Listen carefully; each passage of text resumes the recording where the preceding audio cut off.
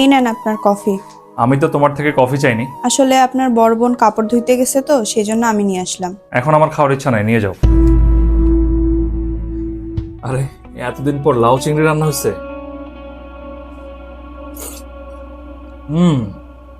আম্মা অনেকদিন পর লাউ চিংড়ি রান্না করছো, খুব মজা হয়েছে। আজকে তো আমি রান্না করিনি, বৌমা রান্না করছে। এতটাও মজা হয় নাই, অন্য কোনো কিছু থাকলে খাবার দাও খাই।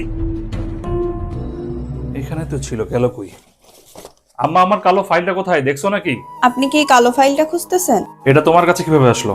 গতকাল সন্ধ্যায় ড্রয়িং রুমে কাজ করছিলেন না, ওখানেই রেখে আসছিলেন। শোনো, আমার কোনো জিনিস হাত দিবা না। এ বাসাটা খেয়াল রাখার জন্য আমার অনেক মানুষ আছে, তোমারও তো মাথা ঘামাতে হবে না। আচ্ছা ঠিক আছে।